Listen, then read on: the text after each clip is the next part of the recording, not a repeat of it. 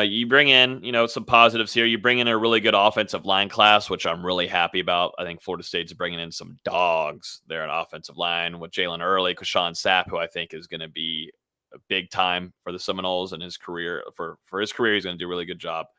Tallahassee, you're able to grab also Daughtry Richardson. You got Kenyatta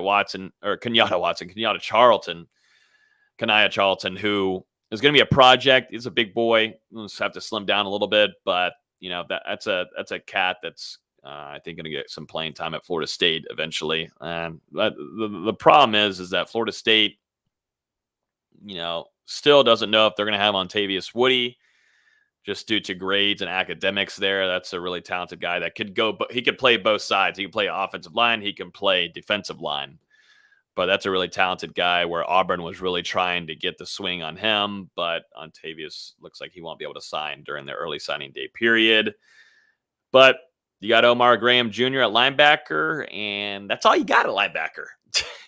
I can't make it up. I mean, Florida State is extremely thin there. We know that. I mean, Omar Graham Jr., the good thing about him, he's not a 3-star whatsoever to me from what some outlets have him as. He's really, really talented guy. He's more of an athlete to me. This guy can play offense. He's a heavy hitter. He's not going to play offense when he gets to Florida State at all. He's going to play really solid there in that linebacker spot. He can move quick. He's going to be a really nice addition to Florida State's defense. And I think, the main problem is here, you're not bringing more of Omar Graham Jr.'s. That's all you got there at linebacker. Florida State has got to hit the transfer portal. This is where a lot of our coverage is going to head over to, because Florida State has got a lot of work to do in the transfer portal. Once again, they're going to have to pull off something crazy. They were able to do it this last offseason, but man, you got to do it again for back-to-back years. We'll see if they're able to pull it off. Yeah. So is there any possibility of a quarterback being landed out? We've got quite a few quarterbacks. Max Johnson obviously has the connection there, but you laid it out for us last week that you weren't that optimistic that that was going down in regards to him coming to Tallahassee.